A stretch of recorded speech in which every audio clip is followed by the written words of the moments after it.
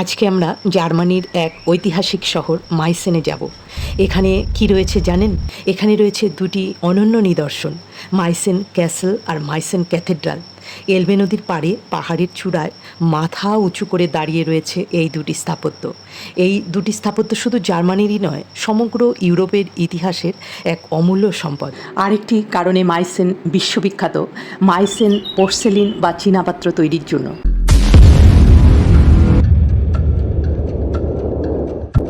স্টেশনে অলরেডি চলে এসেছি আমরা। জার্মানির স্যাক্সনি প্রদেশের ড্রেসডেন থেকে মাইসেনে আজ আমরা ট্রেনে করেই যাব। এই ড্রেসডেন আর মাইসেন একে অপরের খুব কাছাকাছি দুটো জায়গা। ড্রেসডেন থেকে মাইসেনের দূরত্ব মাত্র 25 কিলোমিটারের মতো। মাইসেন খুব প্রাচীন আর মনোরম একটি শহর। ট্রেনে করে যেতে আমাদের সময় লাগবে 40 থেকে 50 মিনিটের মতো, আর গাড়িতে যদি যাওয়া যায় তাহলে সময় লাগবে 30 মিনিটের মতো। এলবে নদীর ধার ধরে যাওয়ার সময় এত সুন্দর প্রকৃতি দেখবেন, মনে হবে প্রকৃতি যেন আপনাদের টেনে নিয়ে যাচ্ছে মাইসেন শহরের দিকে। অলরেডি মাইসেন শহরে আমরা চলে এসেছি। দেখুন, দূরে মাথা উঁচু করে দাঁড়িয়ে রয়েছে মাইসেনের ক্যাসেল আর ক্যাথেড্রাল।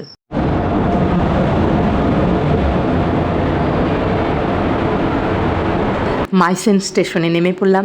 এবারে আমরা পায়ে হেঁটেই ক্যাসেলের দিকে যাব।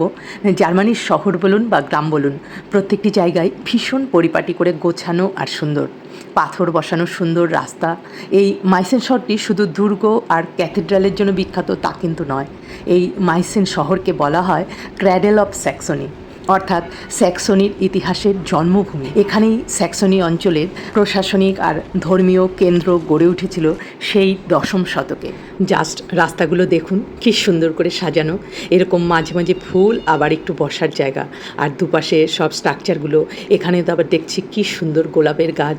আমিও দাঁড়িয়ে দাঁড়িয়ে একটু ছবি তুললাম। উফ, চারদিকে যেখানেই তাকাই শুধু ফুল আর ফুল, আর এত সুন্দর ইউরোপিয়ান স্ট্রাকচারগুলো। মানে আমার একটা অদ্ভুত সুন্দর অনুভূতি হচ্ছে, অদ্ভুত সুন্দর ফিলিংস হচ্ছে। তবে এখানে ঘুরতে গেলে কিন্তু একটু পায়ে হেঁটে ঘুরতেই হবে। অনেকক্ষণ কিন্তু প্রায় 10 মিনিট ধরে হেঁটে আমরা মোটামুটি মাইসেনের ক্যাসেল আর ক্যাথেড্রালের কাছাকাছি চলে এসেছি। এখানে আবার প্রচুর সিঁড়ি ভেঙে কিন্তু উঠতে হচ্ছে, আর সিঁড়ির দুপাশের যে এত সবুজ আর এদিকে পাথরের ওয়ালগুলো, মানে একেবারেই একটা অন্য রকমের অনুভূতি হচ্ছে। ইউরোপে এসে জার্মানিতে আমরা যেখানেই যাচ্ছি এরকম সুন্দর ফুল আর স্ট্রাকচার দেখে সত্যি আমার সব ক্লান্তি কিন্তু চলে যাচ্ছে এক নিমেষে। মানে এরকম হেঁটে হেঁটে সুন্দর ঘুরে বেড়াচ্ছি। ক্যাসেলের ওপরেই চলে এসেছি। এই ক্যাসেলের ব্যালকনি থেকে বাইরেটা দেখতেও খুব সুন্দর লাগছে। দূরে এলবে নদী আর প্রচুর বাড়িঘর, সব কিছুই এত সুন্দরভাবে সাজানো। আমার এত সুন্দর অনুভূতি হচ্ছে যে আপনাদেরকে হয়তো আমি ঠিক করে বোঝাতে পারছি না। এই জাস্ট দেখুন ফুলগুলো, এই সব ফুলগুলো কিন্তু আমাদের এখানে আমরা দেখতে পাই না। মানে একেবারেই অন্য ধরনের ফুল, অন্য ধরনের গাছ, সব কিছুই একদমই আলাদা। চলুন এখান দিয়ে হাঁটতে হাঁটতে আমরা আরও ভেতরে যাই। ভেতরে আরও প্রাসাদ এবং ক্যাথেড্রাল আমরা আরও ভালো করে দেখতে পাবো। অ্যাকচুয়ালি জার্মানির স্যাক্সনি প্রদেশের প্রাচীন শহর এই মাইসেনের এক পাহাড়ের চূড়ায় দাঁড়িয়ে রয়েছে এই স্বপ্নের প্রাসাদ, যাকে বলা হচ্ছে অ্যালব্রেক্টবার্গ ক্যাসেল, জার্মানির প্রথম রাজকীয় দুর্গ প্রাসাদ। একে শুধু দুর্গ বললে ছোট করা হয়, কারণ এটি যুদ্ধের জন্য নয়, বরং শাসন আর বাসস্থানের জন্যই নির্মিত হয়েছিল। 1471 সালে স্যাক্সনির 2 ভাই প্রিন্স আর্নেস্ট আর ডিউক অ্যালব্রেক্ট এই দুর্গ নির্মাণের নির্দেশ দেন। তাদের নাম থেকেই আসে এই অ্যালব্রেক্টসবার্গ নামটি। এটি ইউরোপীয় স্থাপত্যকলার এক যুগান্তকারী রূপান্তরের সূচনা করে। এর মধ্যযুগীয় টাওয়ার, গথিক জানালা আর সুন্দর অলঙ্করণ সেই সময়ের এক অনবদ্য শিল্প নৈপুণ্যের দৃষ্টান্ত। প্রাসাদের বাইরে থেকে দেখলেই আপনি বুঝবেন এই দুর্গ কোনো সাধারণ দুর্গ নয়। এর দেয়ালগুলো যেন ইতিহাসের বই, আর জানালার প্রতিটা কাজ যেন শতাব্দীর গল্প বলে। দুর্গের ভেতরে প্রবেশ করলেই চোখে পড়বে হেলিকাল সিঁড়ি, একটি ঘূর্ণীয়মান সিঁড়ি যা রেনেসাঁ যুগের স্থাপত্যে এক বিপ্লব এনেছিল। দেয়ালে আঁকা চিত্রকলা, ছাদের কারুকাজ আর ঘরের গঠন এতটাই নিখুঁত যে মনে হবে এক শিল্প গ্যালারিতে এসে পড়েছেন। এই দুর্গের আরেকটি বড় পরিচয় মাইসেন পোর্সেলিন।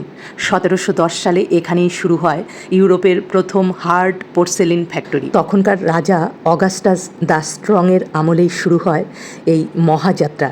এই দুর্গের একতলায় তখন এক অদ্ভুত মিশ্রণ ঘটে রাজকীয় শাসন আর বৈজ্ঞানিক গবেষণার। এখানে তৈরি হওয়া মাইসেন পোর্সেলিন আজও সারা বিশ্বের সংগ্রাহকদের কাছে স্বপ্নের মতো।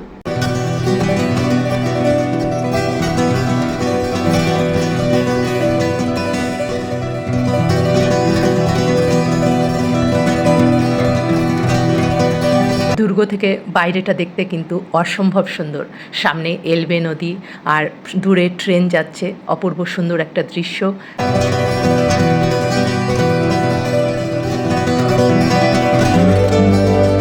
এখানে এসে বসে যখন বাইরের দৃশ্য দেখছি, সত্যি মনে হচ্ছে আর কোথাও যাব না। এখানকার প্রাচীনত্ব, এখানকার এইসব দৃশ্যগুলো সত্যি মনের পটে কত যে ছবি আছে যে কি বলবো। এই মাইসেন শহরটি ছোট হলেও রেনেসাঁ এবং গথিক স্থাপত্যে ভরপুর। পাথরের রাস্তা, ছোট ছোট ক্যাফে, প্রাচীন বাড়ি সব মিলিয়ে এখানে ঘোরাফেরা করলেই যেন মনে হয় আপনি সময়ের চাকার বিপরীতে হাঁটছেন।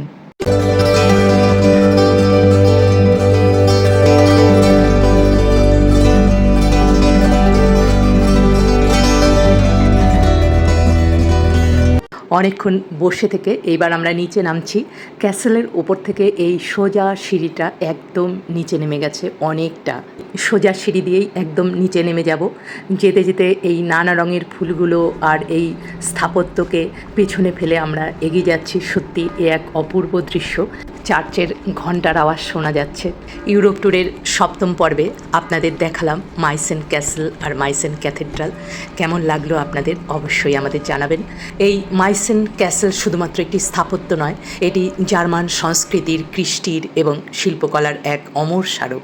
এখানে প্রতিটি ইট, প্রতিটি অলঙ্করণ যেন বলে যায় কিভাবে ইতিহাস আর সৌন্দর্য একসাথে মিলে তৈরি হয় এক চিরন্তন কিছু।